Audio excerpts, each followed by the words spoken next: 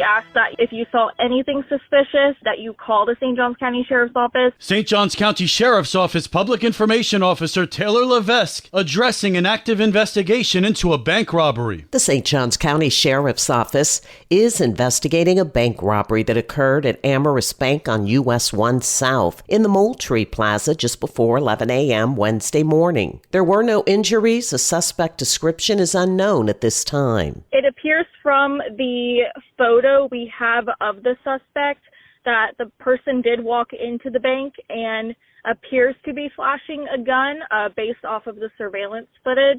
We don't have much of a description on them other than appears to be a white male, thin build, wearing goggles.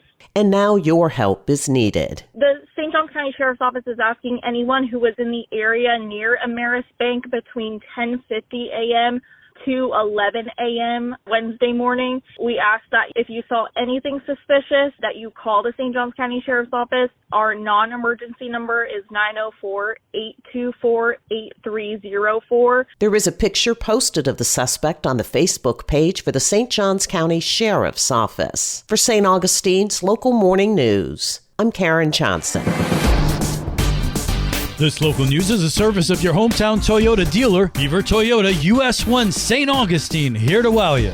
This sounds to me and smells like to me a highly paid vacation on taxpayer dollars. In part 2 of Liz Ryan's interview with Martha Gleason, she gives more reasons for her resignation from the board at the Anastasia Mosquito Control District. She claims they're mishandling money and questions why taxpayers sent commissioners to a conference at a beachfront resort when they could have attended virtually by Zoom. We approved for 3 board members to go to Puerto Rico, and they stayed at the Sheraton Resort and Casino in San Juan. She doesn't think the trip was necessary. The conference was highly technical. None of these commissioners have any technical background. What need was there to pay for 3 commissioners to attend a highly technical science conference in Puerto Rico? And that's not the only globetrotting being done by Anastasia Mosquito Control District personnel. Under the guise of education and speaking at different conferences, our director takes regular trips every year to China. Interesting enough, his family lives in China. Are we paying for somebody to take a vacation to visit family? She also doesn't think their auditing process is on the up and up. We've had an agreement, an existing firm for the last 13 years. Average tenure of an independent auditor is anywhere between 3 to 5 years. We were supposed to have an independent auditor selection committee that was independent from the district and the board. These were supposed to be outside citizens with some financial background that would provide a recommendation to the board as to which firm should get the bid. They violated that entire policy. The district went ahead and issued the RFP again and only got 1 bid back. Interesting enough, the bid is from the same firm that's currently doing the audits.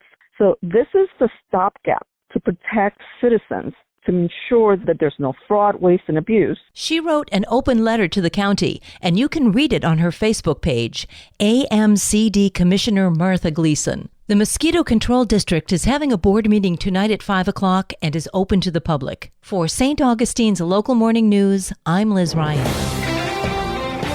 Check your ID, and if it doesn't have the correct markings, you'll want to set an appointment with the DMV soon. The Real ID deadline is less than a month away. Beginning May 7th, a Real ID compliant document will be required to fly anywhere in the U.S. AAA's Mark Jenkins says Florida is already Real ID compliant. Florida began issuing Real IDs 15 years ago, so most Floridians should have one by now. But if you recently moved here from another state, or you just haven't renewed your license in a long time, check your ID, and if it doesn't have the correct markings, you'll want to set an appointment with the DMV soon, because the closer we get to the Real ID deadline, the longer those DMV lines are likely to be. If you don't have a Real ID yet, you'll need proof of your identity, a U.S. birth certificate, U.S. passport, or a green card if you're not a citizen.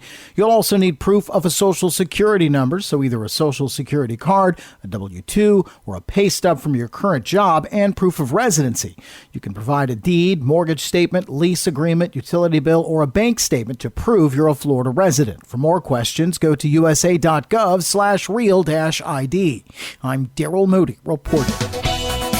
And now you're up to date with St. Augustine's Local Morning News. I'm Rich Carroll.